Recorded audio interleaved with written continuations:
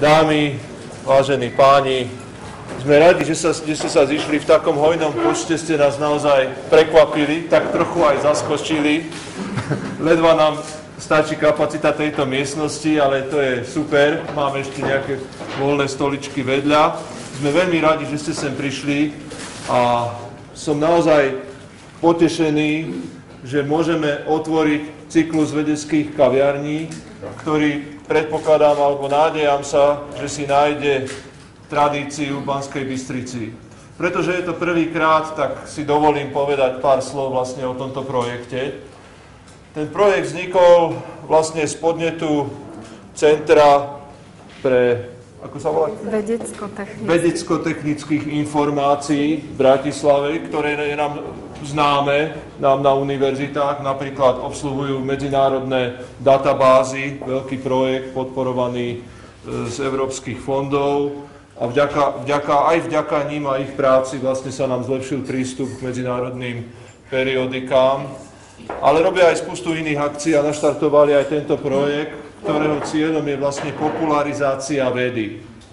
Ten projekt už beží, myslím, 2 roky, asi 2 roky v Bratislave, priamo v ich budove, kde pozývajú významných odborníkov. Projekt je určený širokej verejnosti. Nie je to teda len univerzitná záležitosť, ale mala by to byť taká služba univerzity Banskobystrickej verejnosti, akýsi príspevok do toho verejného života. Preto my sme to propagovali vlastne najmä navonok, ale čiastočne aj dovnútra univerzity. Vidím, že je to tu tak pol na pol, zhruba, alebo 2/3 ľudí z univerzity, 1/3 mimo, pokiaľ poznám tie tváre.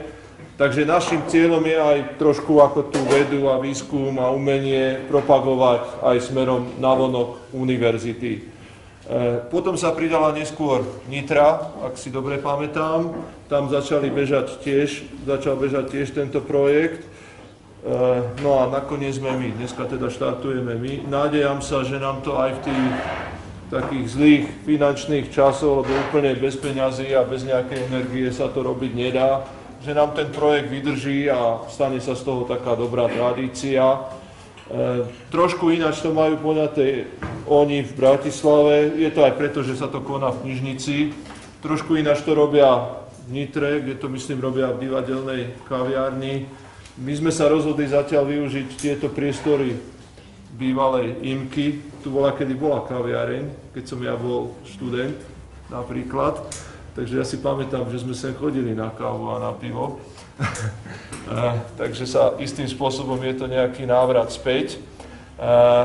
Tá predstava o dizajne tých vedeckých kaviarní bude taká, že vždy tu bude nejaký významný host z rôznych oblastí.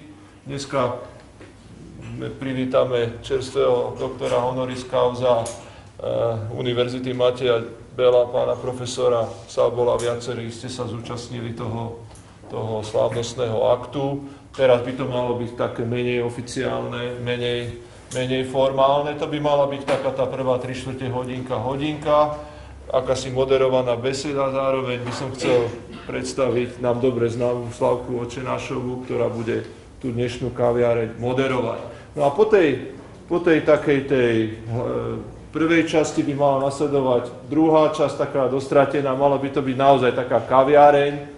Máte tam nejaký ponukový list, je tu personál, môžete už aj počas tej prvej časti si niečo objednať. Tam na boku bude ešte servírovaná káva, tak sa nebojte si ju zobrať, to je gratis. No a čo si objednáte, tak to už nie je gratis. Takže to už záleží na vás. Ešte by som chcel predstaviť pána profesora z katedry hudobnej výchovy našej univerzity, ktorého tiež viacerí dobre poznáte, pána Felixa, ktorý nám tu bude robiť po tej prvej časti taký kaviarňový podmas, by to mal byť nejaký trošku ako náladičku, za to je tu aj ten klavír, ale tak, aby sa dalo pri tom ako voľne debatovať a snáď tu strávime spolu príjemný podvečer až večer. Ten záver není nejako presne určený, takže už uvidíme podľa nálady, ako sa nám bude chcieť. Cíte sa tu fajn a ja si myslím, že už som dosť hovoril. Takže ešte raz som veľmi rád, že sme sa tu zišli v takom hojnom počte a teším sa na to, čo bude nasledovať. Nech sa páči, odovzdávam slovo nášmu hosťovi a Slávke. Nech sa páči, pán profesor. Ďakujem.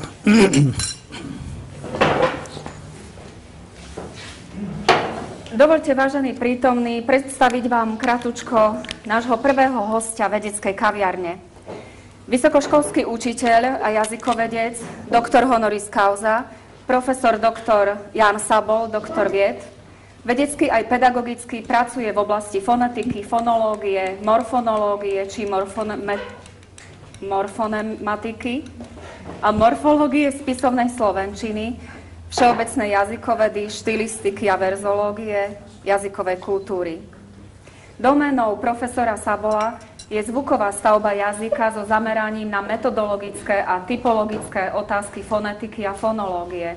Je autorom syntetickej fonologickej teórie, originálnej koncepcie výskumu a opisu slovenského fonologického systému, nadväzujúc na znamenitých slovenských fonológov Ľudovíta Nováka a Eugena Pauliniho. V rámci všeobecnej jazykovedy sa špecializuje na semiotické otázky. V ostatnom čase dominujú u profesora Sabola duchovno-filozofické prístupy k jazyku, literatúre a životu vôbec a netajený záujem o znakovú podstatu biblických textov. Profesor Sabol v súčasnosti pôsobí na katedre slovakistiky, slovanských filológií a komunikácie Filozofickej fakulty Univerzity Pavla Jozefa Šafárika v Košiciach. Je autor vedeckých monografií a vysokoškolských učebných textov, napríklad Základy akustickej fonetiky, Základy slovenskej verzológie, Syntetická fonologická teória, spoluautorom publikácií Základy exaktného rozboru verša, Encyklopédia jazykovedy, Komunikačný štatút prízvuku v spisovnej slovenčine, Akustický signál, semióza, komunikácia, mnohých vysokoškolských učebníc. Je autorom vedeckých štúdií, odborných a popularizačných článkov, prednášok, diskuzných a príležitostných prejavov, vedeckých a umeleckých esejí, ktoré vytvárajú úctyhodný, niekoľkostovkový sumár. Reč ako jazyček na váhach istoty. Keďže našu prvú vedeckú kaviareň začíname vašim veršom, pán profesor, predstavte nám prosím vaše istoty. Rodinu, z ktorej ste vzišli, prostredie, ktoré vás formovalo, ale aj rodinu, ktorú ste si založili a budujete si ju. Sedím, či vstal. Ako je lepšie? Pretože jednoducho my učitelia radi sa pozeráme do očí tých, čo nás počúvajú, takže možno, že aspoň na úvod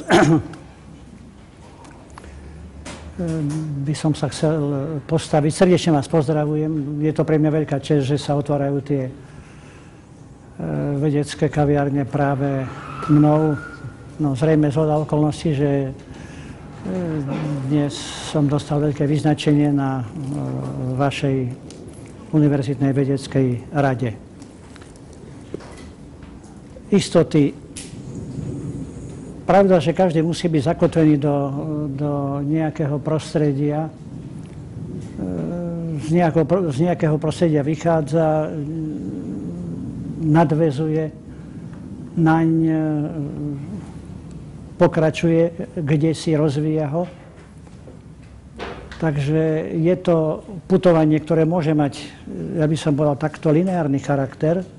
Už sa trošku dostávam do náznakov semiotiky, ale môžu tu byť aj návraty.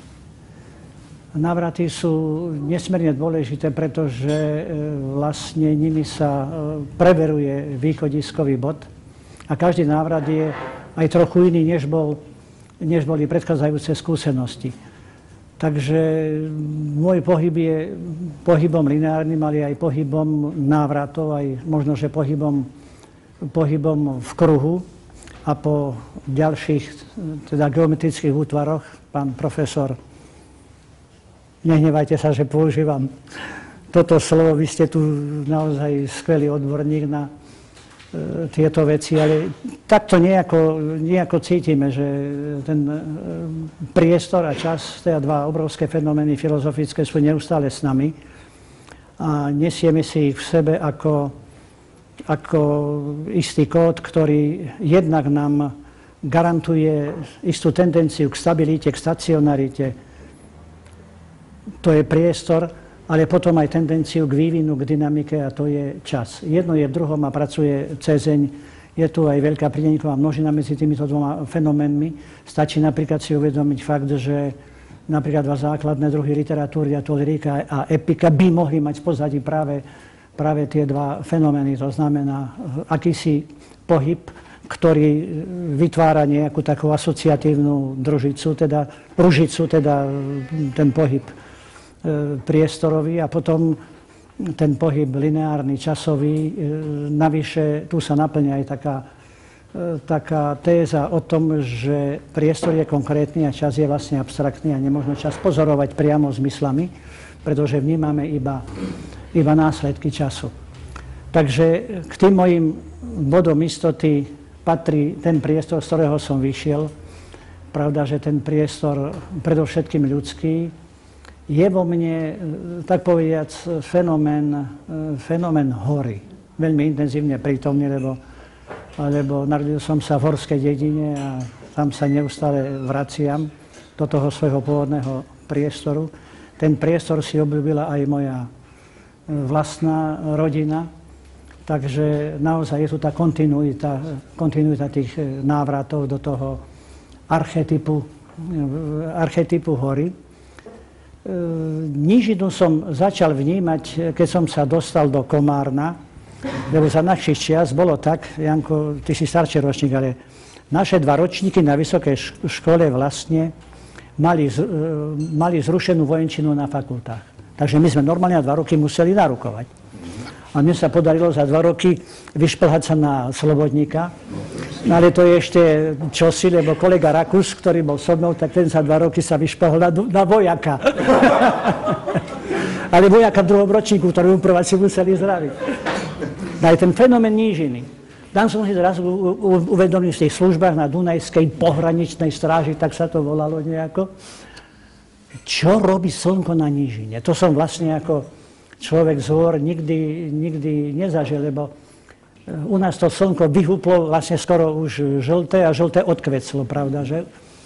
Za tie hory. A tu zrazu ten fantastický svet farieb od tmavo-fialovej cez všetky metamorfózy k bordovo-červenej, svetlo-červenej, odtiene žltej, až kým to slnko sa zmenilo na také, ako som ho poznal. A to isté potom na západe.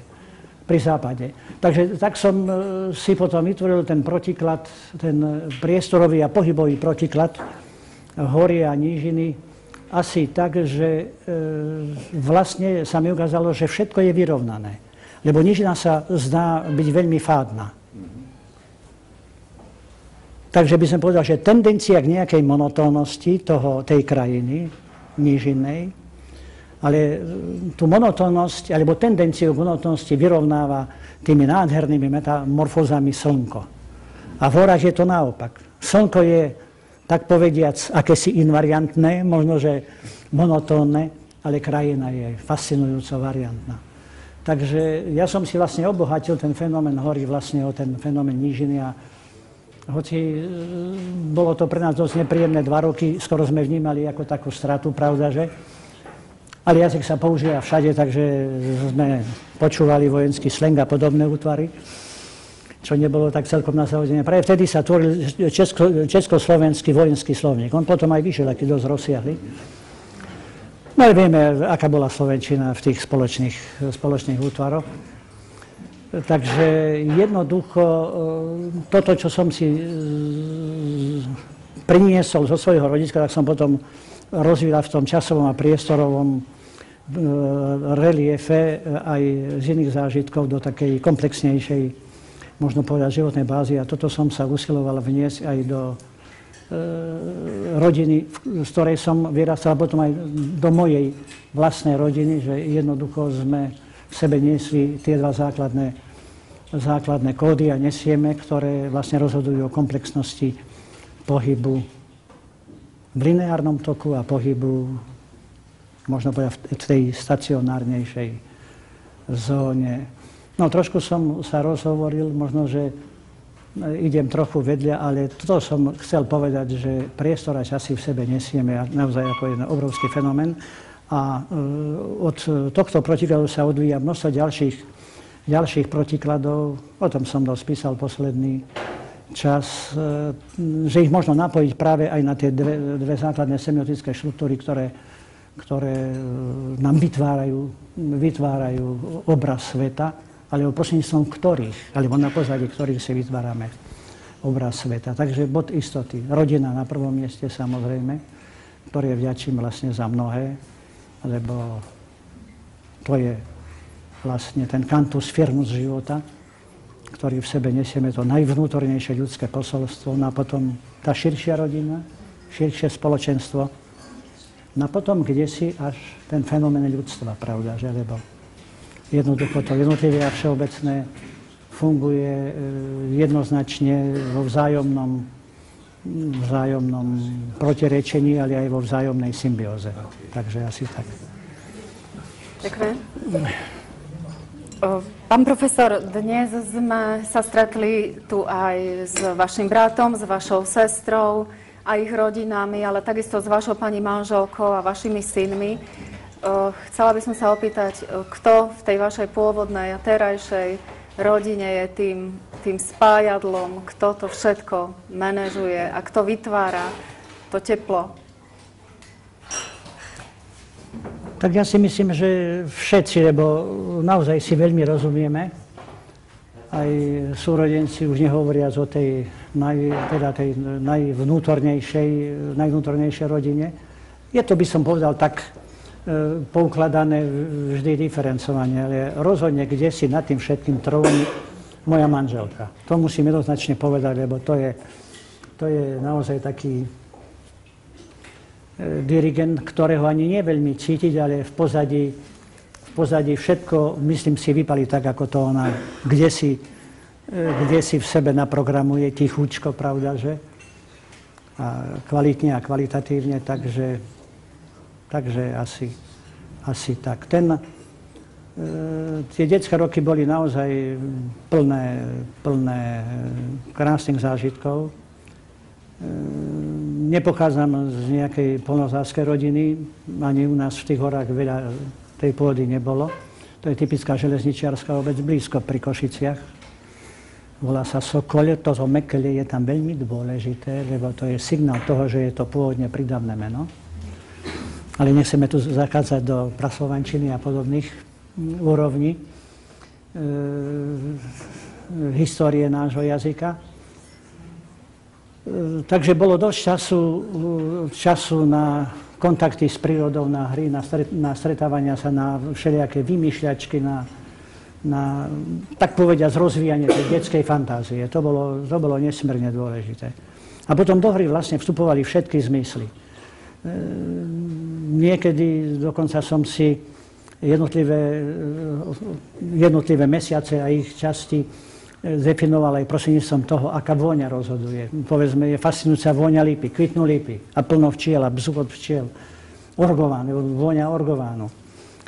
Bol týždeň, keď sa varil lekvar zo sliviek, čo si úchvatné v celej dedine. To bola sladkastá vôňa, ten opar, ktorý sa vznášal nad celou dedinou. Čiže naozaj ten prírodný svet, to najbližšie prostredie vytváralo naozaj ten celostný aj zmyslový záber skutočnosti a to všetko sa nejako dostávalo do tých senzorov a vnútorne spracovalo. Ale už som aj dopoludňa hovoril, že mňa fascinovali predovšetkým zvuky. Ale to bola už téma teda spracovaná. Preto si myslím, že ako si úplne spontánne som sa dostal k tej disciplíne o zvukovej rovine jazyka reči. Teda k tej disciplíne, ktorú nazývame fonetika, respektíve fonológia. Teda k dvom disciplínam. Hoci z diferencovaného stupňa abstrakcie, analyzujúcim zvukovú reč či zvukový jazyk, ale jednoducho toto ma opantalo, tak povedať, najbytostnejším spôsobom. Už ste spomenuli vašu pani manželku, docentku, literárnu historičku, máte 2 synov, kardiochirurga a druhého spisovateľa, režiséra, literárneho historika, teda medicína, jazykoveda, literárna veda. Oproti tomu rodina vedcov, ktorej dnes pribudol 12. titul. Máte sa o čom aj odborne zhovárať? Vedeli by ste nám, pán profesor, alebo chceli by ste nám naznačiť prieniky týchto vied? Dostávame sa skoro k tomu trojuholníku z učebnice do štúdia jazykov. Máme aj fixky, áno. Na kde si tam v strede je jazykoveda, pravda, že technické, prírodné, spoločenské či humanitné, ale vnútri je jazykoveda. Tým sme chceli s profesorom Šimonom Andrušom zdôrazniť práve ten fakt, že bez jazyka ako formy myslenia nemožno vlastne poznávať svet a fixovať odraz sveta v našom vedomí a vlastne odovzdávať výsledky tohto odrazu aj v medziľudskej komunikácii. Takže tak ako existujú prieniky vied, lebo dnešný svet v podstate má 2 také vývinové prúdy v oblasti vedy. Je to smer k integrácii vied a smer k špecifikácii vied. Je to naozaj taký suplementárny pohyb. Takže ten badáme aj v našich disciplínach samozrejme. Dokonca až tak, že sa vytvára veľmi silný interdisciplinárny priestor nielen v rámci humanitných spoločenských ved, ale sú tu prieniky smerom k prírodným vedám, k exaktným disciplínám, technickým disciplínám. Zhodou okolností tie disciplíny, ktorým sa najviac venujem, povedzme fonetika, fonológia, a najmä fonetika ako disciplína, ktorá skúma proces tvorby signálu, jeho charakter, analýzu a potom percepciu tohto signálu. Pravda, že aj prepojeného so semiotickými štruktúrami. Prvé kodovanie, druhé kodovanie, prvé dekodovanie, druhé dekodovanie, čiže ide o celú väzbu medzi hovoriacim a počúvajúcim v komplexnom komunikačnom oblúku. Čiže je tu vysoký stupeň prienikovosti vied a toto je, myslím si, veľmi fascinujúce. Pretože kým sme zostávali vlastne na svojej zóne, v svojom areáli lingvistickom, veľmi často sme sa dostali do slepej uličky a nevedeli sme, ako sa odtiaľ trošku vrátiť späť a nájsť nejaký nový chodníček. Hoci ani toto vo vede nie je zbytočné, keď sa ukáže, že čo si vedie do slepej uličky a že nemusíme opakovať vlastne už tento pohyb. Ale jednoducho práve tie interdisciplinárne impulzy boli nesmierne dôležité preto, aby sa aj jazykoveda mohla posúvať dopredu. Dnes je to úplne prirodzené, že sa intenzívne rozvíja sociolingvistika, psycholingvistika, etnolingvistika, neviem čo všetko. To znamená, je to široký záber. Už sa hovorilo o teórii informácií, o teórii komunikácie. Je tu prienik matematiky, teda niektorých oblastí matematiky a jazykovedy. Dokonca máme v rámci všeobecnej jazykovedy čo nazývame matematickou jazykovedou.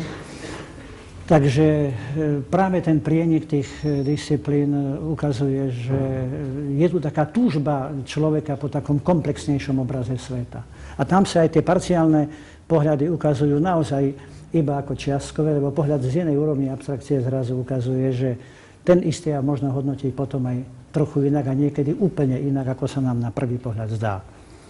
Takže toto máme tak trošku povedané metonymicky aj v našej rodine, že je ten prienik viacerých disciplín, predovšetkým tých našich, jazykoveda, literárna veda, ale potom aj tá oblasť médií. No ale tu je potom tá kardiochirurgia, tak to je už naozaj iný svet, ktorý tak len z boku trošku môžem sledovať, sem tam počujem nejakú vetičku alebo nejakú poznámku. Takže si to dokompletizúvam trochu, ale naozaj je to fascinujúci smer, ktorý je nesmierne vzrušujúci. A som rád, že jednoducho sa to stalo vlastne jednou doménou aj v našej rodine. Bolo to veľké obohatenie aj pre nás, čo sa pohybujeme v oblasti humanitných disciplín. V jednom rozhovore s doktorom Františkom Sabolom, filozofie doktorom, vašim synom, som sa dozvedela, že ste absolvovali operáciu srdca, lebo ste mali rozpísanú esej o srdci. Podelili by ste sa s nami o ten zážitok, pán profesor? No keď som hovoril ráno, že slova sú slabé, tak tuto platí dvojnásobne. To jednoducho ja som to videl, ale nenachádzam ešte naozaj toľko slov, aby som mohol vytvoriť nejakú esej, lebo toto bolo pre mňa také naozaj dráždivé. Tak bol to fascinujúci zážitok. Dnes, keď sa k nemu vraciam, tak vlastne interpretujem si to tak, že bolo to kdesi na rozhraní fantázie, sna a reality. Hoci zrejme to bola tvrdá realita, pravda, že? Idúca do nesmiernych detailov, no to prostredie je naozaj bytostné. V tom tichu, ktoré je občas preušované istými poznámkami, zastavujem srdce. Už len tá predstava je strašná, by som povedal skoro. Podajte mi ľad, pridajte kadmion, aký je puls a tak ďalej, končím prvý bypass a tak ďalej. Ale v tichom, nádhernom rytme, kde ten orchester naozaj pracuje 100%, lebo musí takto pracovať. Bude to pracovisko svetové, alebo nesmie byť, to je taký odbor, myslím si. Takže to sú fascinujúce zážitky. Ale takto, keby som sa trošičku vrátil k tomu srdcu lingvisticky. Vieme veľmi dobre, že čím hlbšie do histórie, tým väčší zástoj motivovanosti pri názvoch. Srdce takisto. Tento názov je pre nás dnes nemotivovaný. Jednoducho je to značkové slovo. Ale etymológia hovorí, že základom je slovo stred. Tam boli isté vývinové zmeny. To sa dá, keď sa utrafí na význam, dá sa na úrovni formy pracovať veľmi intenzívne. To sú tzv. Teórie aj významových responzií v etymológii. Stred, hoci to nie je presne v strede. Ale to pozorovanie našich predkov, ktorí si zobrali tento motivačný základ, je perfektné. Inakže práve toto sa stalo dominantou a ukázalo sa potom aj v tom prinesenom význame, že naozaj je to centrálny orgán, ktorý ako jediný nikdy neodpočíva, ani nesmie odpočívať, lebo by bolo zle. Ale čo je teraz zaujímavé? Srdce je položené trošku doľava, inak anatómovia nás majú rozrezaných podľa všetkých tých rovín a tak ďalej a zistujú polohu všetkých orgánov. A ukazuje sa nám, že práve prostredníctvom tohto orgánu, tohto fenoménu, dokážeme sa zásadným spôsobom orientovať, lebo protiklad orientácie vpravo či vľavo je dané práve polohou srdca. Keď si otvoríme slovníky, tak zistíme, že povedzme prídavné meno ľavý sa definuje tak, že je to ten, ľavý je ten, čo je na tej strane, na ktorej je srdce. Tým sa to definuje. A pravý je ten, ktorý nie je, ktorý je na opačnej strane, ako je srdce.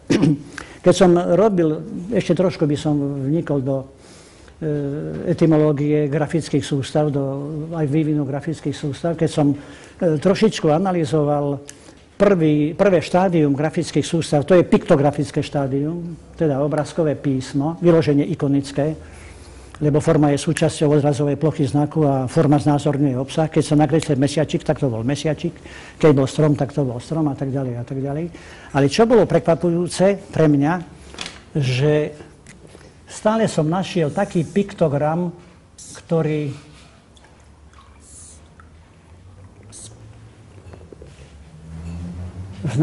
znázorňoval chôdzu, chodenie, ale vždy to šlo doľava.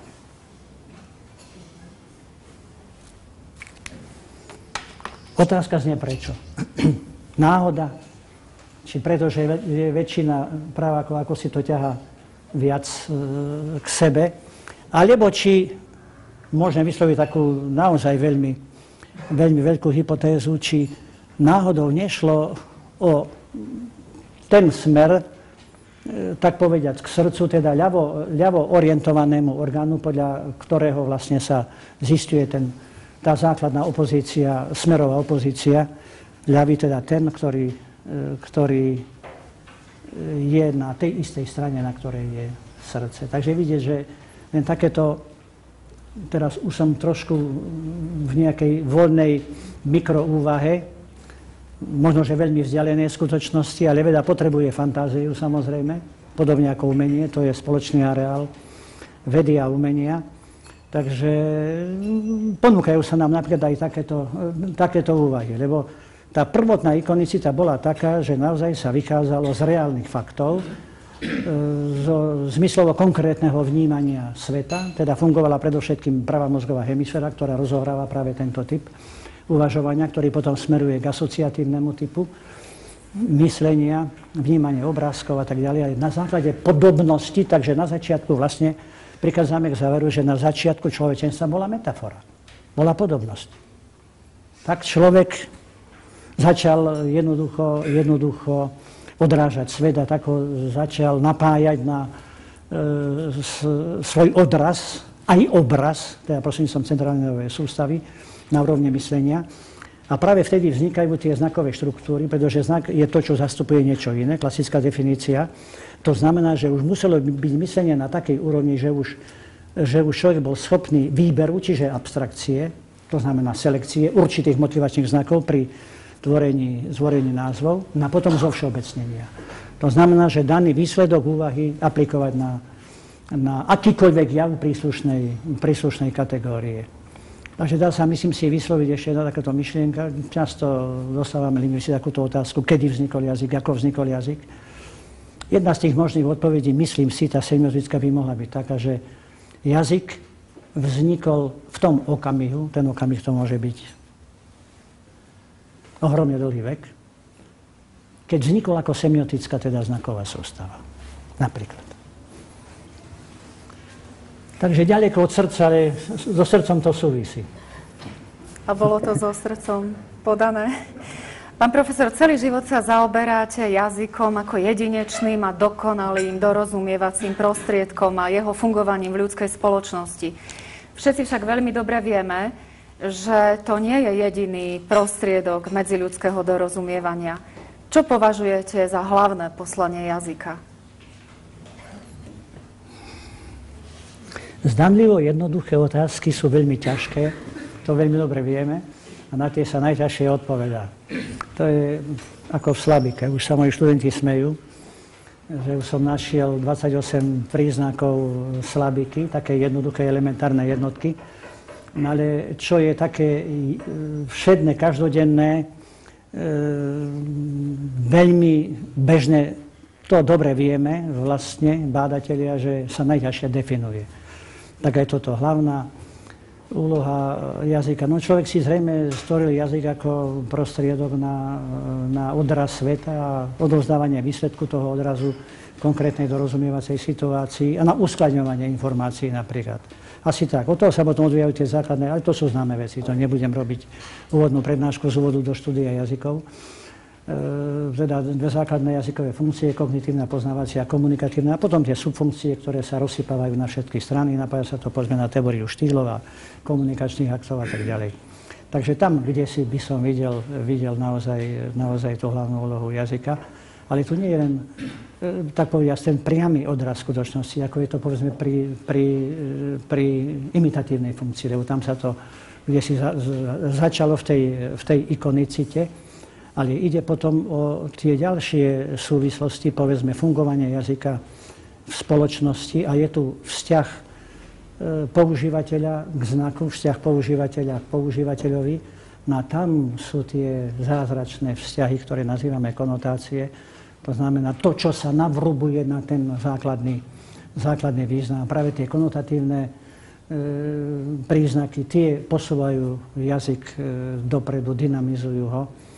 Samozrejme, že je tu aj tá návratnosť k tým, povedzme, ikonickým žriedlám, ikonickým koreňom, ako to potvrdzuje poézia. Poézia zrejme bola stvorená na to, aby sa usilovala trošičku pozastaviť, pritlmiť čas. Čiže jednak sú tu tie návraty, veľmi často sa tu oživuje pôvodný význam nejakého výrazu, teda návrat k ikonickým žriedlam. A jednak vlastne je tu ten fenomén lyriky, to znamená toho úsilia trošičku podržať čas. Postoj, chvíľa, si krásna. Vaša práca, vedecká činnosť je založená na dôsledných racionálnych princípoch. Ako sa snúbi práca vedca s láskou k poézii a k umeniu vôbec?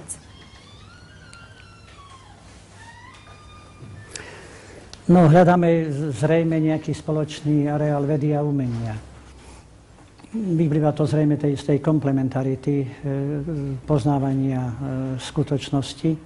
Dovolím si trošku takúto hru, slovnú, na zjednodušený obraz toho, čo by čiastočne mohlo byť odpoveďou. Existuje poézia matematiky a existuje matematika poézie. Zdanlivo nesúvisiace fenomény, ale majú svoju, myslím si, racionálnu hĺbku. Poézia matematiky zrejme spočíva v tých hĺbkových štruktúrach najvšeobecnejších a nie len o vzťah kvantitatívneho a kvalitatívneho. V jednej poznámke počiarov má akademik Filkorn po svojom úvode do metodológie vied vynikajúce dielo. Keď bolo napísané po anglicky, tak opäť celú zemekujú, alebo v nejakom inom svetovom jazyku, ale najlepšie je angličtina. Nie, samozrejme. Každá vedecká teória, ak má byť pravdivá, musí predpovedať merateľné výsledky. Na tu bez matematiky sa pohnúť nemôžeme, jednoducho. Každá vedecká teória, ak má byť pravdivá, musí predpokladať merateľné výsledky. To znamená, že aj v takom asociatívnom svete, kde sa pracuje s metaforami, na oko by sa zdalo, že tu ten exaktný prienik jednoducho si nevieme ani dobre predstaviť, ale predsa len existujú väzby, existujú súvislosti. Možno napríklad merať vzdialenosť metafory. Dá sa vyčleniť istá množina semantických významových distinkčných príznakov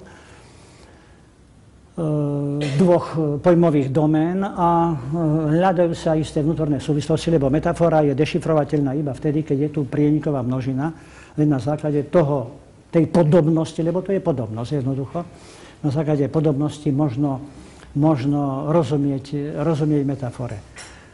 To znamená, že sa pracuje vlastne skoro exaktným spôsobom. Vyčlenia sa isté semantické príznaky a zisťuje sa, čo je špecifické, čo je spoločné, kde je tá prieniková množina, a ako sa tie domény vlastne môžu správať na vytváraní poetického obrazu sveta, ako môžu vlastne ponúknuť isté zažitie čitateľovi. Neplatí pritom taká téza, že čím sú tie pojmové domény, metafory vzdialenejšie, tak tým je metafora ťažšie dešifrovateľná. To neplatí, lebo môžu byť blízke domény, povedzme človek a živočíšny svet, a sú veľmi náročné. Metafory na interpretáciu a môže byť ani len doména človeka, doména abstrakcií, alebo živlov, alebo inertných predmetov, a metafora sa ľahšie definuje, čo je práve krása metafory. Na druhej strane, a to vyznieva zdanlivo ako paradox, keď sa uvažuje o metafore, tak sa zvyčajne predstavuje také použitie výrazu namiesto iného, že je tu úplne voľná asociácia. Čo nie je možné, lebo inak metaforu, ako som povedal, nemožno dešifrovať. Navyše, existuje taký zdanlivý paradox, ktorý by som mohol zachytiť poznámkou: keď sa chceme vyjadriť presne, siahame po metafore. A to z toho dôvodu, že pri metafore sa vždy konfrontujú aspoň dve skutočnosti. Pri každom porovnávaní sa odhaľujú isté hodnotové axiologické súvislosti. Z tohto hľadiska potom metaforu možno definovať ako najmenšiu výpoveď o hodnote. Takže naozaj tá poézia matematiky a matematika poézie, myslím si, že je celkom reálnym faktom, o čom svedčí aj fakt, že sú aj také úseky poézie, ktoré sa dajú priamo, povedzme, štatisticky pravdepodobnostne skúmať, a sa to aj robí, isté priestory, povedzme, veršovej štruktúry, veď máme celé knižky na túto tému, sám som tiež zasiahol do tohto výskumu. A keď som jednému nášmu kamarátovi v jazykovednom ústave daroval knižku Základy exaktného rozboru verša, Fero Kočiš, tak to otočil a teraz vidí. Rufus A 0,000 minus P logaritmus 2P. Áno, pre Boha, čo sa deje? Zatvorili knižku, choď s tým preč. Jednoducho. No ale je to možné. Samozrejme, že potom skúmame na pozadí týchto kvantitatívnych údajov, aké je, povedzme, celkové ladenie istého verša, istej básne, pretože existuje čosi, čo možno nazvať takou nadstavbovou semantikou, hoci hlásky sami o sebe nemajú význam, oni len diferencujú význam a sú médium vlastne formy jazykového znaku, ale predsa môžu ponúknuť semantike istú interpretáciu, môžu podčiarknúť, môžu zvýrazniť, môžu upozorniť na nejaké konotácie, ale paradoxne môžu aj pritlmiť. Čo je zaujímavé, že tu je miera výrazu nesmierne dôležitá. Keď ich je veľa, tak vtedy vlastne pritlmujú semantiku a môžu ju negatívne ovplyvňovať. To je známa vec potom miery a funkcie výrazových prostriedkov. František Miko vo svojej koncepcii výrazových vlastností štýlu mieru výrazu má kdesi úplne v strede ako jednu z dominant tvorby štilisticky adekvátnych textov, funkčne adekvátnych textov. Rozdielnosť jazyka vedy a jazyka umenia spočíva vo vecnosti, neutrálnosti, presnosti a na druhej strane v obraznosti a emocionálnosti. Čo majú spoločné? Janko, pomôžeš? No, čo majú spoločné? Kde si som napísal takú vetičku, že umenia a veda kráčajú spolu priestormi jazyka od nepamäti ako blížence. Lebo ich spája vlastne jedna veľmi dôležitá funkcia ikonickosti, ale nie ikonickosti tej semiotickej, ale ikonickosti ako odrazu sveta. Lebo jazyk na jednej strane je fenomén, ktorý sa viaže na skutočnosť, je tu ten vzťah jazyka a skutočnosti a potom je tu druhý smer, keď ide o odovzdávanie výsledku toho odrazu skutočnosti alebo obrazu sveta v procese jazykovej komunikácie. Čiže dá sa tu vidieť ten, možno povedať, taký interpretačný kríž, teda čosi, čo Miko nazýva ikonickosťou a potom operatívnosťou. A od toho sa odvíjajú ďalšie kategórie. Čiže práve tá ikonickosť ako obraz sveta spája umenie a vedu. Pravda, že prostriedky sú úplne diferencované. A v tom je krása jednej aj druhej oblasti. Na jednej strane také príznaky, ako sú pragmatické konotácie textu, ako zapojenie zmyslovo konkrétneho vnímania do pozorovania skutočnosti až po najjemnejšie detaily, ako je obraznosť, ako je subjektívnosť, ako je figuratívnosť, ako je metaforickosť, metonymická a tak ďalej. A na druhej strane je tu pojmovosť, terminologická viazanosť, exaktnosť, veľmi preukazne a koncízne konštruovaná syntaxická štruktúra a tak ďalej. Lenže práve tým spoločným priestorom je ten priestor, možno povedať, fantázie, ktorý ich spája. Takže ide buď o ten obraz zážitkovej, vnútorne, tak povedať, predsedenej skutočnosti do umeleckého obrazu, alebo tej vedeckej, abstraktnej, exaktnej. Ale je tu ten spoločný areál. A okrem toho sú tu spoločné prostriedky. Vieme veľmi dobre, že metafora sa používa nielen v oblasti umeleckého štýlu, ale máme kognitívne metafory. Teda metafory, ktoré práve tým, že sú axiologicky veľmi preukazné, tak fungujú ako veľmi presné a veľmi jednoznačne motivované označenia určitých skutočností v jazyku. A v tejto súvislosti by som chcel povedať jednu svoju skúsenosť, ale aj jedno presvedčenie, že slovenčina má v sebe akúsi vnútornú energiu na rozvíjanie metaforického obrazu sveta, vyššiu než to poznáme v iných jazykoch, to mi potvrdzujú aj prekladatelia, že napríklad v ruštine nemožno použiť kognitívnu metaforu. Raz mi profesor Lifanov, známy slovakista z Moskvy, čítal môj preklad do ruštiny nejaké mojej štúdie a mal som tam obraz, že čosi je ticho prítomné. Čosi, nejaký jazykový jav je tu ticho prítomný. A mi hovorí, no a čo tým chceš povedať? No tak chcem povedať to, že je ticho prítomný. To znamená, že je potenciálne prítomný a môže za určitých okolností môže ukázať svoju pravú tvár a sa prejaviť. V ruštine čosi také neexistuje.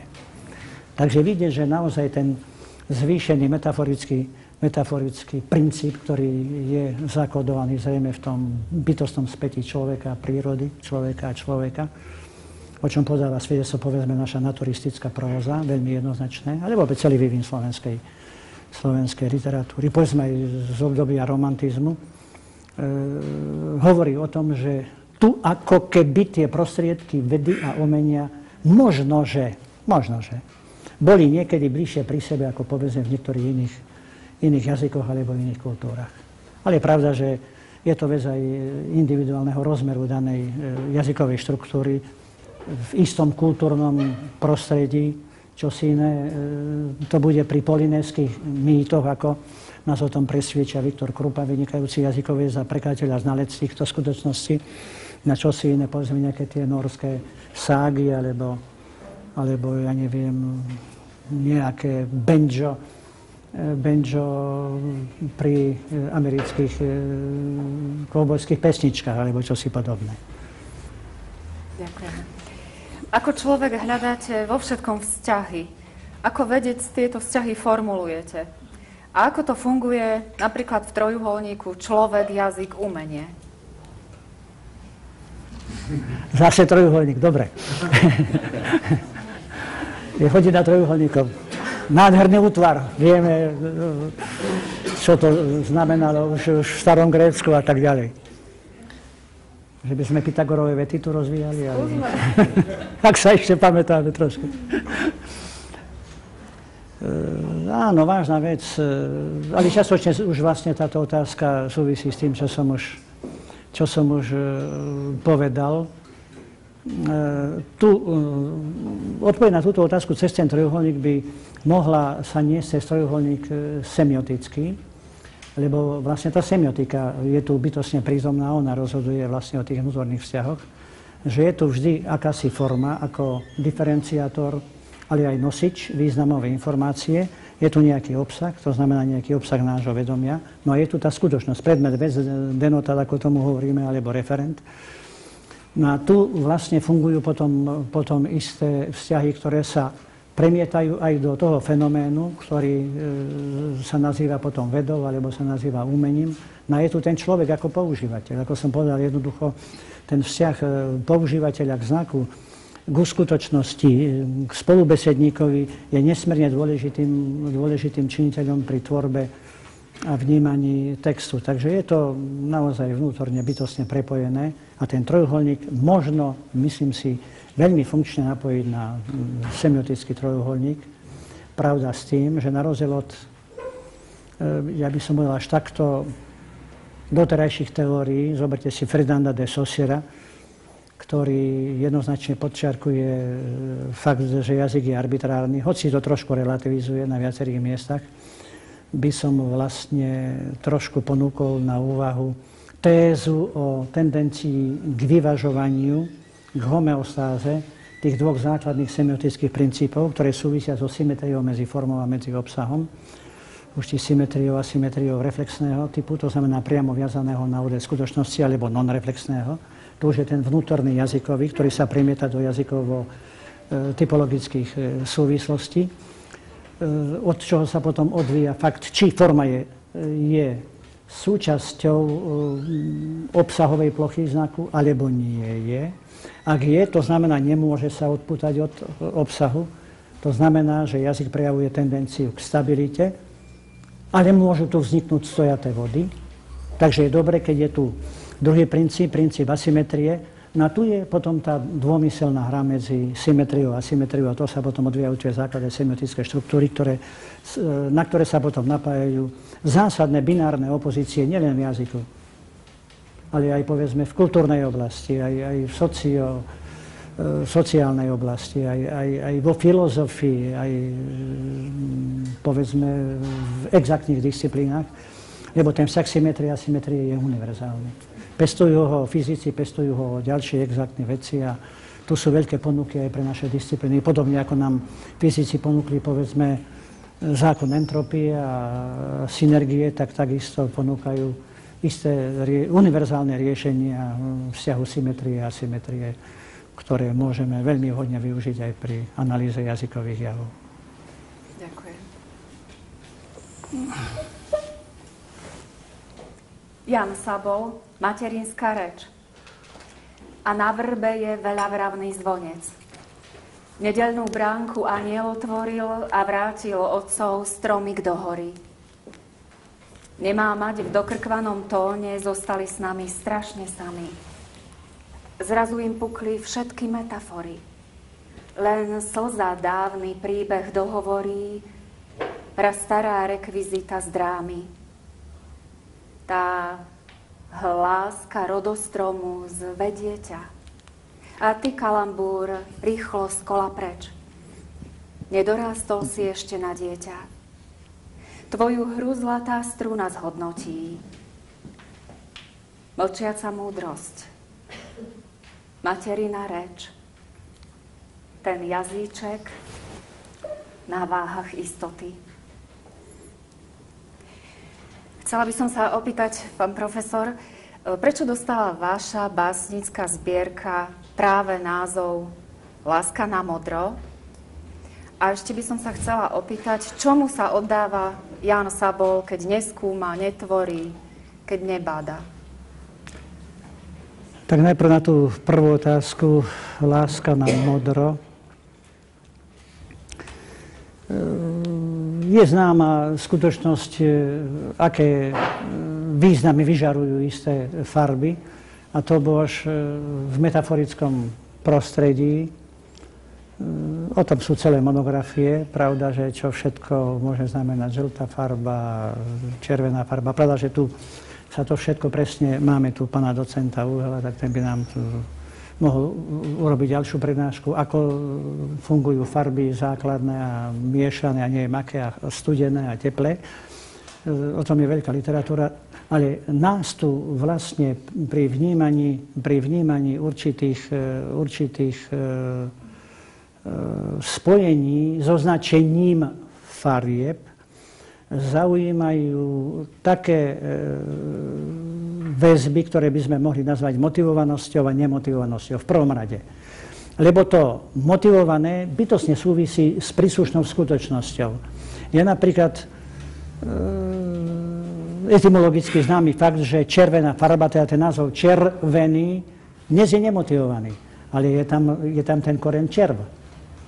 Teda ako farba dážďovky, ako východisko. To bola pôvodná motivácia.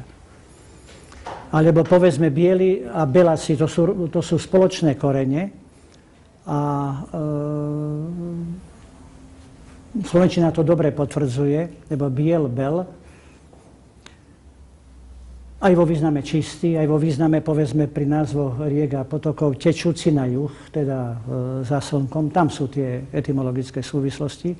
Takže sa tu ukazuje, že tie pôvodné motivácie sa zúčastňujú na mnohých konotáciách, ktoré sa môžu v poézii jednoznačne využiť.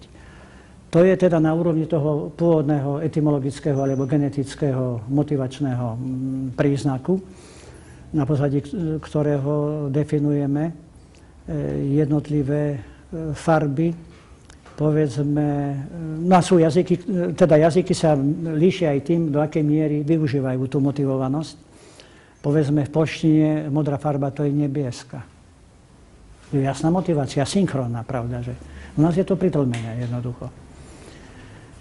No a tak potom vzniká ďalšia štruktúra farieb, keď sa ten základný nemotivačný príznak kombinuje s označením predmetu, pre ktorý je typické taký, povedzme, istý odtieň farby. A tak máme, povedzme, jahodovo-červenú, šípkovo-červenú, tehlovo-červenú a neviem ešte akú, pravda, červenú. Na to isté potom sú odlesky tej modrej. Neviem, či to, že ten výtvarník si zobral práve to slovo modrý a urobil všetko do modra, či nie je to trošičku také prvoplánové, lebo mohlo byť tak, že láska na modro a mohlo to mať červený nábeh. Ale to už je ďalšia otázka. Jednoducho, modrá farba vyžaruje množstvo konotácií. To je dôležité. Od farby očí, od farby oblohy, čohokoľvek iného.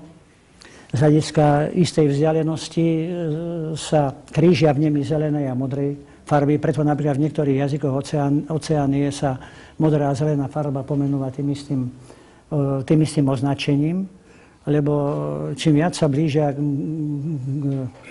zelenej hore, povedzme na tých člnkoch, tým viac tá hora vyznieva do zelená, čím viac sa od nej vzdialujú, tým viac sa pritlmuje zelená, tým viac to prechádza do modrej. Takže tu sú rôzne konotácie. A potom na vyššej úrovni abstrakcie sú tu symboly farieb. To je tiež nesmierne dôležité. Vieme veľmi dobre, že modrá farba je napojená na množstvo symbolov, povedzme kresťanský motív a tak ďalej a tak ďalej. Čiže išlo tu o viaceré hry, jednak s tým prvoplánovým základným významom, ale potom aj s tými konotáciami, až po ten symbolický význam. Ale to už vlastne trošku prezrádzam to, čo by som nemusel vnúcovať tomu, kto by trošičku o tom uvažoval. Každý si urobí svoj obraz sám, veď na to bola stvorená poézia, pravda, že aby sme si sami hľadali isté konotácie, isté súvislosti, aby sme rozširovali ten manevrovací priestor metaforického textu, kde si v tom prítmi, kde si v tom tichu, lebo ide vlastne vždy o originálny asociatívny svet na základe skúseností, nejakej vnútornej interpretácie alebo istého zažitia. A v tom je, myslím si, sila poézie, že každému ponúka vlastne neopakovateľné šance. Ďakujem. A ešte nám pán profesor nehovorilo o tom, že sa venuje športu, že miluje svoje 3 vnúčky a malého čerstvého vnúčika. A neprezradil nám ani to, že sa venuje autorstvu krížoviek. A ja teda to teraz využívam, ak dovolíte. A chcem sa opýtať, vážený pán profesor, čo keby sme si tak vymenili garde? Budete ochotní vylúštiť tajničku nami pripravenej doplňovačky? Keď nebude veľmi ťažká, aby ste zistili moje neznalosti veci. No ale takto ešte by som doplnil krížovky, lebo to je jeden druh tej kombinačnej hry. Ale ja som sa predovšetkým venoval hádankam. To znamená takým miniatúram, v ktorých sa kombinujú predovšetkým hlásky, fonémy a grafémy, pravda, že? A vznikajú potom také zaujímavé, originálne riešenia, ale to hádam v druhom kole. No, tak to je doplňovačka. Toto je doplňovačka? No, áno. Sme sa dozvedeli aspoň, pán profesor. Doplňovačka zrejme, v ktorej ide len o jeden smer a jediným záchytným bodom je to, čo je tu zvýraznené, čiže tajnička. Lebo keď robíme križovku, tak musíme aspoň v 2 smeroch vlastne mať pokrytie tých kombinačných možností, čo je často veľmi náročné podľa tajničky, pretože tajničkové slovo sa musí, alebo tajničkový výraz, alebo veta, alebo nejaký iný mikrotext tajničke, ten sa musí presne zachytiť. Platí tam také pravidlo, že musia tam platiť všetky aj diakritické znaky. Nemôže napríklad byť v tajničke rozdiel medzi dlhou či krátkou samohláskou. Tam to platí ako zákon. Pri dobrých autoroch, samozrejme. Teraz hovorím o križovke. No tu je doplňovačka, takže nech sa páči. Tak, ideme na to, pán profesor. Krstné meno rektorky Univerzity Mateja Bela v Banskej Bystrici. To je prvý riadok? Áno.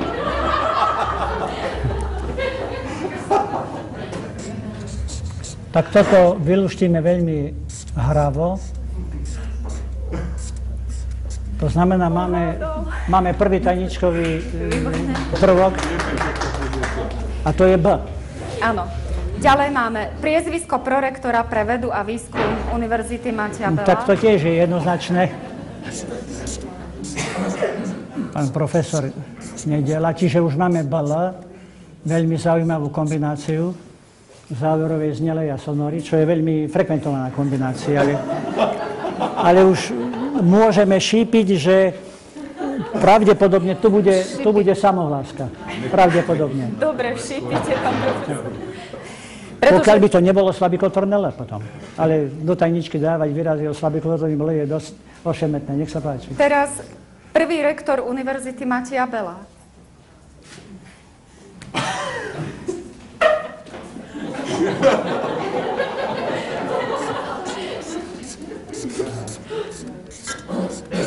Takže máme A do tajničky, profesor Findra. Váš kolega, jazykovedec, priateľ však. Ďalej máme priezvisko dekana pedagogickej fakulty v čase vášho začiatku pôsobenia na pedagogickej fakulte. No, to boli časy, keď sme hľadali akreditačné riešenia na pedagogickej fakulte, ktorý vznikol taký základný impuls pre rozvoj pedagogickej fakulty. Chvála Bohu, sa to rozvíja perfektne. No to bol profesor Hanzel, matematik.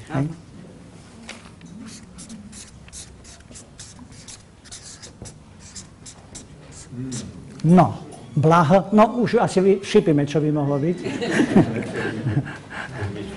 Nechcete to rovno? Môžem tu bude. No ďalej máme priezvisko jedného z vašich banskobystrických habilitantov a inaugurantov. Pretože potrebujem, tak to môže byť iba profesor Odaloš.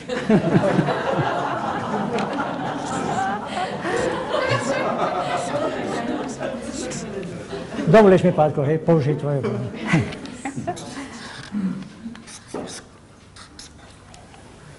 Toto je ľahké, šikmá banskobystrická atrakcia. Tá väža na námestí? Áno. Napísať písa, alebo priamo, alebo... Väža. Áno, je to väža. No, tak to už je teraz jasné, čo tam bude.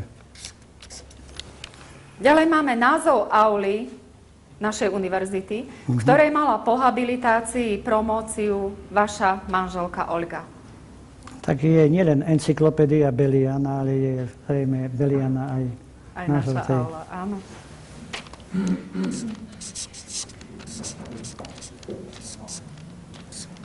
Dobre. Vo 8. riadku máme priezvisko kolegyne, jednej z organizátorov lingvistických konferencií v Banskej Bystrici a bývalej dekanky Fakulty humanitných vied. No, tak na druhou, tu už blahožel, zrejme bude L, tak to môže byť jedine pani Josenka Klinsková, to je jasné.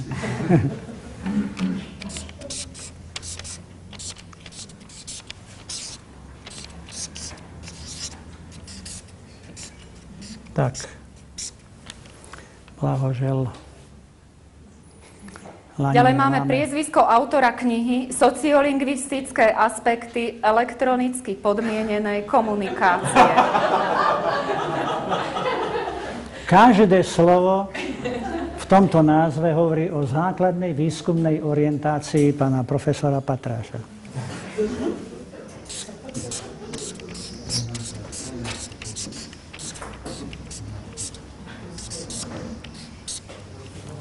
Ďalej nasleduje priezvisko vedúcej katedry slovenského jazyka a literatúry v prvom roku vášho pôsobenia na pedagogickej fakulte. To bola pani profesorka Brigita Šimonová, teda odborníčka, veľká odborníčka práve na didaktiku literatúry. Inak poviem aspoň jeden taký zážitok. Dostal som sa do tímu autorov učebníc slovenského jazyka pre 5 až 9. Ja som nevedel, do čoho idem, pravdu povediac. Čo do okolností bolo treba urobiť nejaký projekt suprasegmentálnych javov, tak ma tam zobrali. Tuto máme spoluautorku, tam sedí Marianka Sedláková. A nakoniec sme ten projekt vyhrali, ale bolo to treba robiť spoločne aj s didaktikmi literatúry. A tu takýto projekt vznikol práve na pedagogickej fakulte. A zrazu prišla za mnou práve kolegyňa Brigita Šimonová a roztvorila mi tie námety a náčrty a ja som žasol. Čo všetko dokáže didaktika. A tu urobíme taký geometrický útvar, potom sa to obráti, tak vznikne taká konfigurácia. No proste to bolo čosi uchvatné. Žiaľ Bohu, to prvé miesto už nechceli zrejme dať, poviem to takto, ďalším vidiečanom, tak to zobrala Bratislava, ale škoda, lebo to bol vynikajúci projekt práve na didaktiku literatúry, ktorý viedla práve profesorka. Ešte ju nemám napísanú. Prosím, doplniť. 11. riadok je odpoveď na teda za všetko môže... Za všetko môže žena? Áno. Tak. Nie, ale mám to na 4, tak musím to rešpektovať. Ďalej máme priezvisko riaditeľky Ústavu vedy a výskumu. Tak to je pani docentka Darulová, tak? Áno. Lebo chodievam na tie zasadnutia, tak počúvam pani riaditeľku a jej skvelé návrhy a manažerské. Ďalej máme priezvisko dekana Fakulty humanitných vied Univerzity Mateja Bela. Dnešný rečník vlastne. Áno. Profesor Varinský.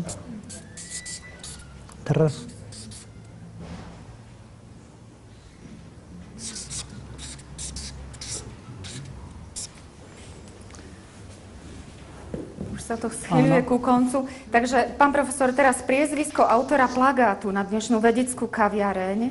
No ja som už pána docenta spomínal, to môže byť len na 4 len pán docent Uhel. Pozdravujem srdečne a ďakujem za krásny plagát. A na záver podstatná časť pomenovania mesta, ku ktorému sa netajíte svojim vrúcnym vzťahom. Tak to je najťažšia otázka. No zrejme to bude Bystrica, nie? Lebo potrebujeme C do tajničky. No, ďakujem veľmi pekne, lebo tajnička z nej blahoželáme DRHC.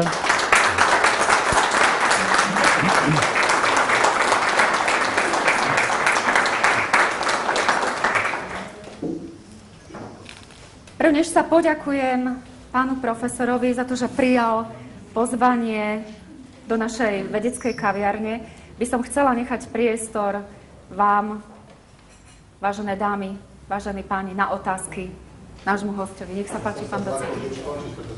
Ešte nie. Ale my sme tu nespokojní s odpovedami, lebo bola tu otázka. Moja otázka, pán profesor odpovedal na jednu časť. A na druhú už odpovedali dopredu v tej skupine. A ja by som poprosil, keby oni na ňu odpovedali. Táto otázka, čo robíte, pán profesor, keď netvoríte a nič nerobíte? A tam to veľmi bol vtipne zrejme. Tak by sme vás poprosili, keby ste nám to zverejnili, dobre? Tak povedzte nám, čo robí pán profesor, keď netvorí a nebáda? Čo robí, keď nerobí?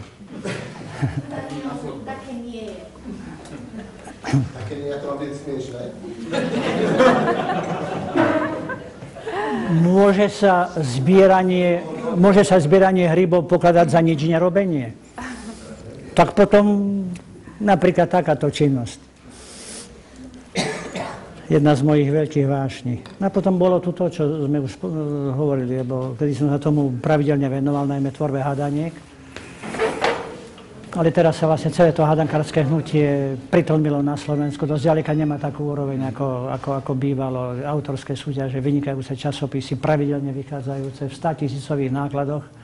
Bolo to naozaj vynikajúce a to cibrenie rozumu tu fungovalo. Teraz to je takto v 2, 3 nejakých krúžkoch.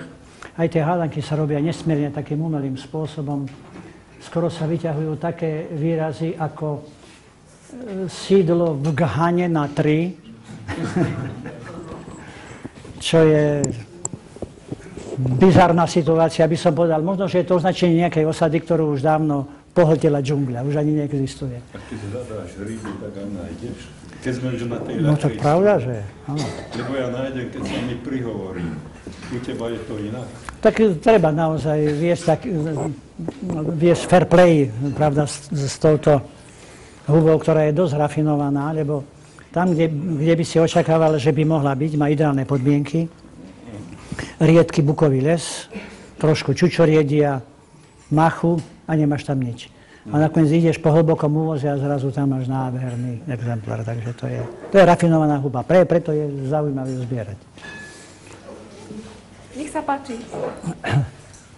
Ja sa chcem opýtať takú vážnejšiu vec trošku. V tom svojom prejave dneska odpoludnia ste spomínali, že také jedno z vážnych žriediel, vlastne keď sa ustanovovala spisovná slovenčina, boli slovenské rozprávky. A tá moja otázka je, že ešte aké boli ďalšie tie hlavné zdroje a prípadne, že čo by ste nám ako laikom odporúčili, keď vedieme debaty, dajme tomu s českými, poľskými alebo aj s anglickými kolegami o tom, že už po nejakom pive, že ktorý jazyk je lepší, na čo a aby sme my proste vedeli vyťahnuť tiež nejaké argumenty ťažkého kalibru a obhájiť tú slovenčinu. Teda aj my máme niečo dobré ako v tom našom jazyku. Ono to je tak, že vlastne otázka, ktorý jazyk je rozvinutejší, alebo ktorý je kvalitnejší, ktorý je menej kvalitný, to je vlastne otázka, ktorá nemá reálne východiska, pretože každý jazyk, ktorý v približne rovnako rozvinutej spoločnosti spĺňa všetky základné funkcie, tak je rovnako kvalitný, rovnako fungujúci. Dobre to potvrdzujú preklady. Do slovenčiny sa preloží čokoľvek, samozrejme. A máme nakoniec aj vynikajúcich prekladateľov, vynikajúcu teóriu prekladu, odborného prekladu, umeleckého prekladu. No ďalšie zdroje. Mne tu išlo jednu otázku, ktorá vlastne súvisí s tým obdobím konštituovania štúrovskej slovenčiny. To je obdobie nastupujúceho romantizmu v literatúre. A pre romantizmus bolo charakteristické to, že sa opieral o základné žánre ľudovej slovesnosti. Preto napríklad sa využíval veľmi intenzívne žáner balady. Ľudová balada. Išli hudci horov, javorobov, nádherná konfigurácia zvukov. Romantici takisto rozvíjali eufóniu verša na najvyššej úrovni. Potom v období symbolizmu sa nadväzovalo na ten romantizmus. No boli tu povesti, aj napríklad vonkajšia veršová štruktúra. 12 slabičný verš slovenskej ľudovej piesne sa stal základom pre 12-slabičný verš umelej poézie romantického typu.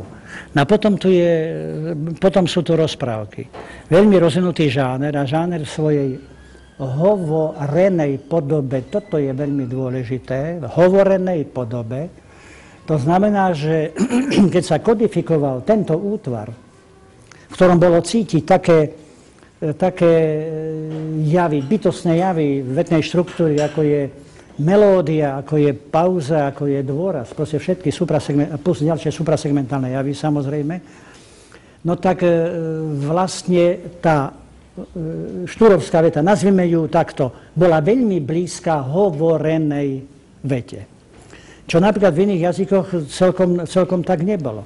Povedzme, v češtine trošičku skôr sa kodifikovala čeština ešte v období klasicizmu. To znamená, bol tu predobraz, povedzme, latinskej vety so slovesom na konci a tak ďalej. A tak ďalej. Svoje tu urobila aj nemčina. Však išlo tam o aktívny bilingvizmus, samozrejme.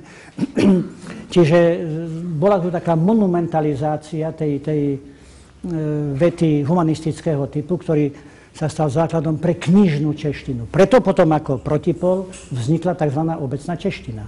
To znamená hovorený bežný útvar, ktorý trošičku aj tak balancuje, možno povedať, občas na hrane spisovnosti a nespisovnosti. Čiže jazyk si to vyvažoval sám. A u nás jednoducho táto ambivalencia tu nebola, lebo najmä tá ľudová rozprávka vlastne garantovala kodifikáciu takej štruktúry textu, ktorá bola blízka hovorenej vete. Že jednoducho tá intonačná štruktúra tej hovorenej výpovede sa dostala aj do písaných textov a tak sa vlastne kodifikovala. Čiže tu sú známe výskumy. Kolega Findra písal xkrát. Ja som sa dotkol, povedzme, vývinu jazyka literárnej kritiky v období štúrovskej slovenčiny a iných javov. Povedzme, zaujímavé výsledky sú pri porovnaní bernolákovskej a štúrovskej kodifikácie. Netreba na to zabúdať. Kolegyňa Mariana Selaková napísala monografiu na túto tému. Teraz dávame dokopy jednu knižku, ktorú sme nazvali Kapitoly z dejín slovenčiny. Tam sa trošku hráme aj s týmito faktami.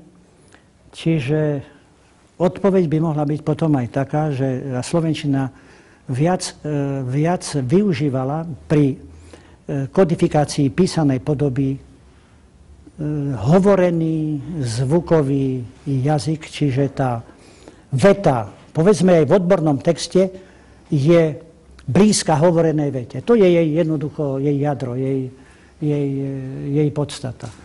Čiže dá sa tu hovoriť o takej istej štilistickej homogénnosti alebo vyváženosti tých dvoch základných komunikačných sústav, teda tej grafickej, písanej podoby a zvukovej hovorenej podoby. Na tie zbierky slovenských rozprávok hovoria, že naozaj to je obrovské bohatstvo, ktoré tam je skryté. Zaujímavé je, že je to predovšetkým oblasť Gémera, lebo keď však v období romantizmu sa robili tie zbierky ľudových rozprávok ako ďalších, pravda, rovnako ako ďalších žánrov. A tam vždy máte, kto to zapísal. Čo ja viem, Augustín Horislav Škultéty z Gemerskej, alebo Pavol Dobšinský z Gemerskej. Stále z Gemerskej, alebo Malohonskej stolice, to znamená z toho povodia rieky Rimavy. Janko František Rimavský nakoniec vydal prvú zbierku slovenských ľudových rozprávok. Takže Vladimír Mináč, rodák z Kokavy nad Rimavicou, vždy to prizvukoval, že štúrovská slovenčina, to je slovenčina gemerského typu, to je naša slovenčina. Ale posledné výskumy hovoria, povedzme tým, že štúrovská kodifikácia nemala mekeľ, že predobrazom mohla byť tej kultúrnej strednej slovenčiny reč Liptovského Mikuláša. Tak. No, čirov náhodou. Čirov náhodou. Asi tak. Pán profesor, nech sa páči. Ja ti nahrám otázkou, lebo si sa vo svojich výpovedách doterajších toho dotkol trocha. Takým nosným stĺpom tej vedeckej stavby, ktorú buduješ celý život a vlastne ešte si ju nedotvoril a dúfajme, že ešte priložíš mnoho tehličiek, bola fonetika, fonická rovina jazykového systému. To znamená, že si vnímal ten najmenší segment jazykový a mňa by zaujímalo, ako si sa z tohto bodu, z takého mini priestoru, dostal do priestoru textov a textu a ako to hralo a čo bolo skôr, či si už na začiatku, povedzme za fonémov, videl text, alebo text ti diktoval čo s fonémov. No ja si myslím, že to bolo ako na tej harmonike rozťahovacej, že jedno aj druhé, čiže aj tie útvary, povedzme, vetnej štruktúry. Moje prvé štúdie boli aj také, že som sa hral s intonačnými štruktúrami, aj, povedzme, s tými čiastkovými segmentmi. No hľadal som nejakú spoločnú prienikovú množinu a našiel som ju nakoniec v slabike. Čiže dnes aj východiskom mojich prednášok z fonetiky a fonológie začínam slabikou, čo študentov na prvý pohľad prekvapuje, prečo nie hláska. A tu je slabika. No a teraz vlastne vychádzam z faktu, že slabika je najmenšia už komplexná zvuková jednotka, zložená zo segmentálnej štruktúry, čiže je zložená v tom základnom modeli z CV, teda z konsonantu a vokálu. A toto potom rozvíjam smerom k segmentálnemu podsystému, ale zároveň je nositeľom všetkých suprasegmentálnych javov. Čiže rozvíjam to potom na tej vyššej úrovni, na tej modulačnej zložke. Čiže neustále ma tá slabika teraz usmerňuje smerom k fonéme a smerom k intonéme. Čiže rozohrávam vlastne súbežne aj ten fonémový svet, aj ten nadfonémový, teda ten intonémový, teda povedzme textový, lebo tam treba pracovať vlastne s mikrotextovými jednotkami, vlastne súbežne. No a samozrejme potom vždy vo vzťahu k semantickej štruktúre. Ide o vzťah symetrie a asymetrie súmerateľných jednotiek, čiže slabika kontra morféma, slovo a takt, to je veľkolepá téma, nielen pre umelecký štýl, povedzme v tej kontinuálnosti a diskontinuálnosti, teda kontinuálnosti prózy a diskontinuálnosti poézie, ale aj pre vôbec úvahy už smerom k syntagmatickej mikroštruktúre vo vete. No a potom tu je, povedzme, vzťah verša a vety.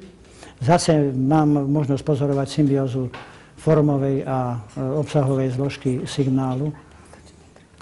Takže vlastne tá komplexnosť teraz spočíva v tom, že našiel som ten bod, od ktorého možno rozvinúť segmentálny podsystém a suprasegmentálny podsystém a zriadiť ich do jednej východiskovej jednotky, ktorá je ľudsky univerzálna, je najprirodzenejšia, pretože najviac potvrdzuje dispozície ľudských rečových orgánov pre tvorbu zvukov ľudskej reči. Takže toto je taká klenba, ku ktorej sa pomaličky blížim a dá Boh zdravia, tak by som to rád aj takýmto spôsobom uzavrel. Ja nechcem tlačiť, nikto sa nehlási. Môžeme ešte, či už takto chce hovoriť. Zaujala ma idea, ktorú si vyslovil, že nositeľom suprasegmentov je slabika. Naozaj je to tak? A čo slovo, veta a tak ďalej? No, áno, správna otázka. Slabika ako mikroštruktúra. Lebo slova sú zložené na úrovni formy zo slabík a slova vchádzajú do syntagiem, ale stále je tu to posolstvo tej jednotky, ktorá naozaj kóduje tie informácie o suprasegmentálnych javoch. Samozrejme, že tie suprasegmentálne javy potom fungujú v protiklade slabík. Jedna slabika nestačí. Jedna slabika to je len východiskové ohnívko. Lebo už napríklad protiklad príslušnosti a nepríslušnosti nemožno riešiť v izolovanej slabike. Lebo izolovanú slabiku nevieme identifikovať z hľadiska zvukovej prominencie, intenzity hlasu. Z hľadiska kvantity áno, lebo keď ja trošičku natiahnem, ja neviem lá, no tak to budeme vnímať ako dlhé. Keď budem lá, budeme vnímať ako krátku. To znamená, že kvantita ako suprasegment je viac vlastnosťou slabiky ako slova, ale prízvuk je viac vlastnosťou slova, taktu a vyšších jednotiek ako slabiky. Takže je tu ďalšia väzba, pravda, že medzi... Áno, kontext. No a tu potom sa rozvíja vlastne tá sieť binárnych opozícií, že slabika ako jednotka, ktorú možno napojiť na simultánnu štruktúru pri suprasegmentálnych javoch v ich protiklade a potom na sukcesívnu štruktúru, znamená, ide už o zreťazovanie slabík do vyšších štruktúr. A tie binárne opozície vlastne potom naozaj veľmi úzko spolupracujú. Paradigmatickosť, syntagmatickosť, ja neviem, motivovanosť, nemotivovanosť, slabika ako východisko. Slabika ako určitý východiskový archetyp, takto by som to asi videl. Archetyp. Ten prazáklad, to prajadro, od ktorého sa potom všetko odvíja na obe strany. Nech sa páči, má ešte niekto otázku? Nech sa páči. Pán profesor, dozvedeli sme sa, že máte vydarených synov, síce nešli vo vašich šlapách. Chcem sa spýtať, stretli ste v živote niekoho, ktorý teda by išiel, boli ste čo aj nedospelého, čo jedinca alebo dospelého, ktorý by chcel byť tak ako vy? Tak vidím sa, tak povediať, vo svojich vzácnych, vynikajúcich študentoch a doktorandoch, nechcem ukazovať, pravda, že? S ktorými intenzívne spolupracujem a myslím si, že nejaké to zrniečko, hádam, tých mojich teórií je tam zasiaté a vynikajúcim spôsobom ho rozvíjajú. Tuto pán doktor Hočena Živko napísal vynikajúcu monografiu o grafických sústavách a máme taký projekt, že by sme spolu išli do jednej monografie o vývine grafických sústav, ale potom s aplikáciou, pravda, že veľmi podrobne na slovenčinu, ale od najstarších čias, lebo tu je veľmi zaujímavé štádium hlaholského písma. To je písmo do značnej miery ešte ikonického charakteru. Nie sú to piktogramy v pravom zmysle slova, ale do značnej miery vlastne vychádzajú z piktografickej štruktúry a prechádzajú do úrovne symbolu. Na symbol to je vlastne sfunkčnená metafora do istých kultúrnych až asociácií. Povedzme, na Filozofickej fakulte v Košiciach máme v symbole hlaholské písmeno S, slovo, to znamená trojuholník a hore kruh. Trojuholník ako symbol Svätej Trojice, lebo to je písmo silne vlastne definované práve týmto fenoménom, a kruh ako signál večnosti. Pri I je to naopak. Kruh a hore trojuholník. No je to nádherné v tom, že I a S sa začína nádherný traktát svätého Jána. Iskoní bia slovo, i slovo bia u Boga, i Bog bie slovo. Na počiatku a tak ďalej. Dobre to poznáme. Takže prvé dve písmená v nádhernej symbolike, ale obrátené. Zároveň tá ikonicita tkvie aj v tom, že sa tu ukazuje protiklad samohlásky a spoluhlásky, ale v tej reverznej podobe. Je to nádherne modelované písmo, treba sa k nemu vrátiť, myslím si, aj zo semiotického hľadiska. Už nehovoriac o proglase ako prvej a najväčšej básni v európskom priestore, okrem akéhosi talianskeho štvorveršia, trošku staršieho. No, máme na čo byť hrdí. Toto ja aj svojim študentom hovorím. Tak aké máte problémy, keď sa stretnete so svojimi kolegami z Ameriky, ktorí sú najsvetovejší? Stačí povedať jednu vetu. Pochádzam z krajiny, do jazyka ktorej ako štvrtej v histórii bola preložená Biblia. Tak buď to pochopia, môžete s nimi komunikovať ďalej, alebo keď to nepochopia, tak ich nechajte, pretože nevedia o ničom. Toto je vážne.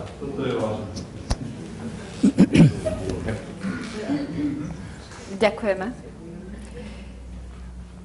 Vážené dámy, vážení páni, dovoľte mi, aby som v mene vás všetkých poďakovala dnešnému hosťovi našej prvej vedeckej kaviarne, doktorovi honoris causa, profesorovi doktorovi Jánovi Sabolovi, doktorovi vied. Zaželala mu pre dobré zdravie, veľa tvorivej invencie a veľa síl nachádzať v tomto uponáhľanom svete krásne, šťastné a slnečné dni. Ďakujeme, pán profesor. Ďakujem veľmi pekne. Ďakujem.